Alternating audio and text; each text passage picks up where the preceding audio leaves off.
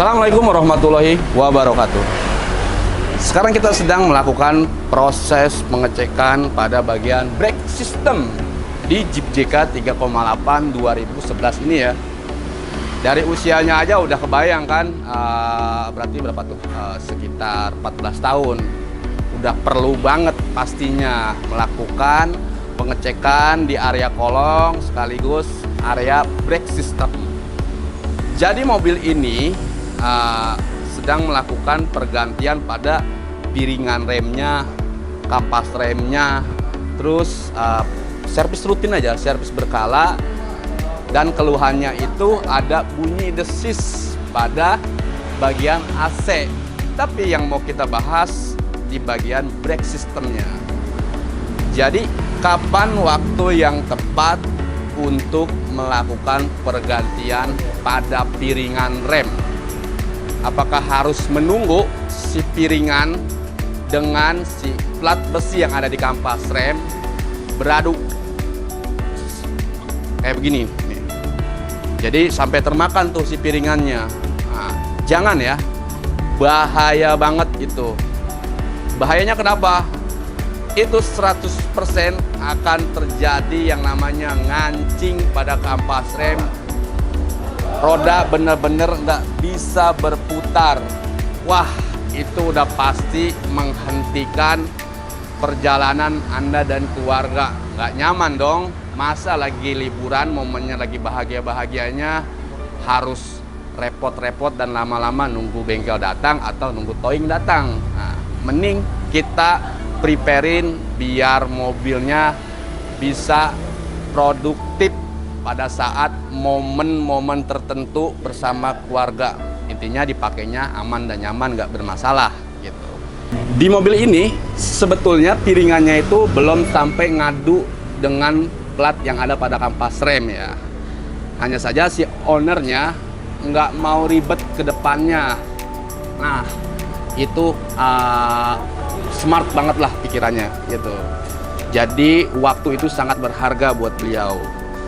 Nah, kita sarankanlah untuk melakukan pergantian piringan rem, sekalipun ini belum sampai ketemu masalah yang paling fatal yang seperti tadi saya sebutkan gitu. Kenapa? Karena di mobil ini sebetulnya semua mobil ya, jadi piringan rem, kita bilangnya piringan rem aja ya, nggak usah disc brake gitu, yang gampang dimengerti aja. Jadi semua piringan rem pada mobil ataupun motor pasti memiliki yang namanya batas toleransi gitu. Batas toleransi itu untuk apa? Batas toleransi itu biasanya diperlukan pada saat ingin melakukan bubut piringan rem, yaitu mengupas bagian luarnya agar piringan kembali menjadi rata seperti semula, sehingga didapatlah pengereman yang nyaman dan rasa aman khasnya ya. Cuma kemungkinan di mobil ini itu sudah lebih dari satu kali melakukan bubut piringan, sehingga batas toleransi yang ada pada dinding kanan dan dinding kirinya sudah melebihi maksimal gitu. Harusnya itu standarnya kalau masih baru itu sekitar 5-6 mili di bagian kanan dan di bagian kiri gitu. Dan di mobil ini hanya tersisa sekitar kurang lebih 2,5 mili, dimana jika dilakukan kupas lagi atau bubut lagi yang kemungkinan akan memakan sekitar 1,5 mili. Wah, sisanya 1 mili, bahaya banget, terlalu tipis. Nah, bahayanya gimana? Apa saja risiko yang akan terjadi di kemudian? Pertama itu, ini yang logis ya. Yang logis itu piringan rem bisa pecah karena tidak bisa menahan batas panas. Kan itu dia.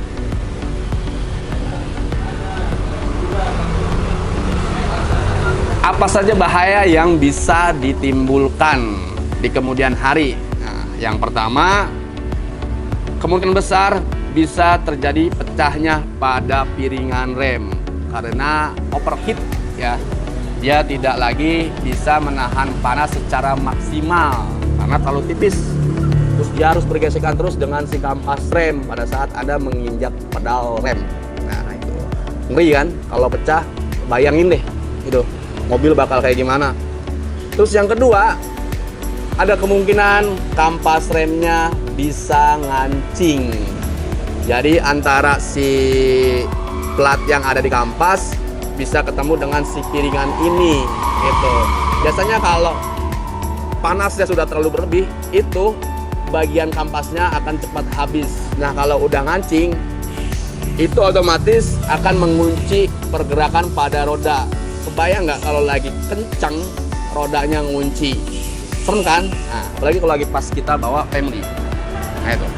Dan yang terakhir, nah ini ada, bukannya ada kemungkinan, ya udah pasti kalau ini pengereman nggak akan maksimal. Jadi Anda ngerasanya sekalipun kampas rem Anda sudah diganti baru, tapi ininya sudah melewati batas maksimal, dalam arti sudah terlalu tipis, itu nggak bisa mendapatkan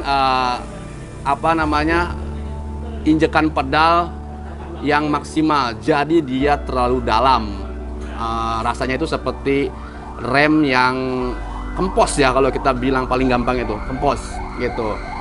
Jadi harusnya setinggi ini sudah ngerem, ini segini baru dia mau gigit tuh si kampas rem sama si piringannya. Nggak nyaman kan? Beda cerita kalau si piringan ini masih dalam batas yang dianjurkan.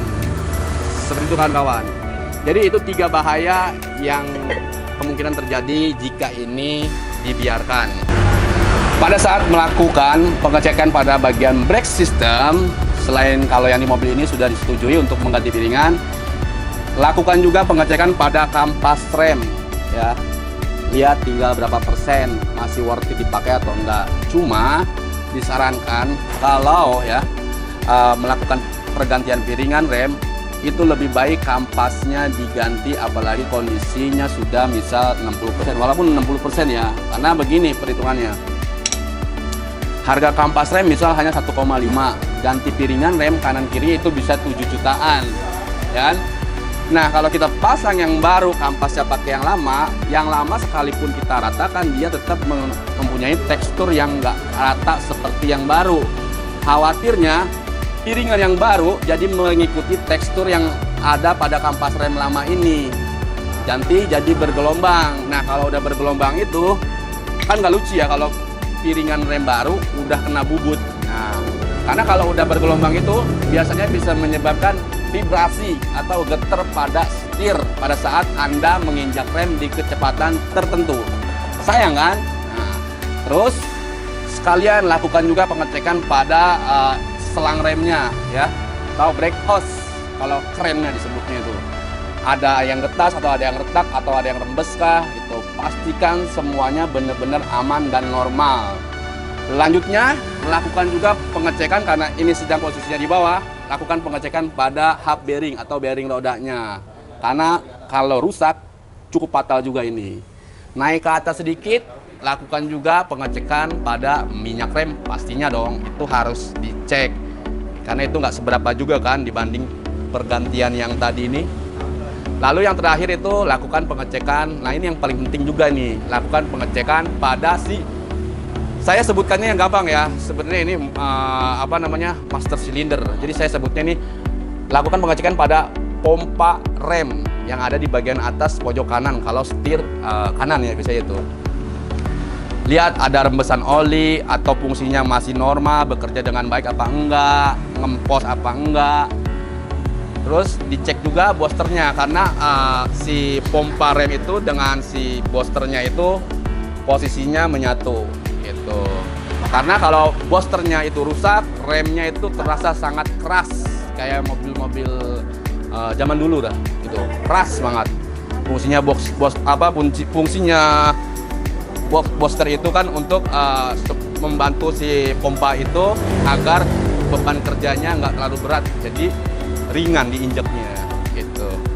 Terus kesini teman-teman, setelah semua step dilakukan, step-step pengecekan dan step-step part yang harus diganti, Untuk di Chrysler Jeep Dodge ini biasanya perlu melakukan yang namanya kalibrasi ulang gitu, menggunakan alat khusus. WTEC bisa ya, kalau di mereka itu sebutnya WTEC kalau alat khususnya itu. Kenapa? Karena semua settingannya itu 60% dilakukannya menggunakan komputer. Jadi 40%-nya itu dilakukan secara manual. Untuk apa?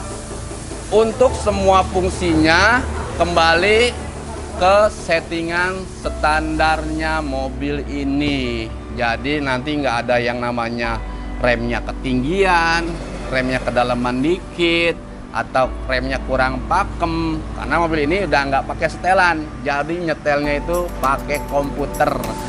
Nah, buat teman-teman pengen dong Chrysler Jeep Dodge-nya dicek seperti ini, masih layak jalan nggak, terus masih layak fungsi nggak sistem pengeremannya. Jangan khawatir, 26 Motor siap bantu. Dan teman-teman mungkin yang udah punya Chrysler Jeep Dodge bingung cari bengkelnya di mana, searching aja di Google. Bisa bengkel Jeep, bisa bengkel Dodge, atau bisa bengkel Chrysler. Itu nanti ada 26 Motor yang siap bantu.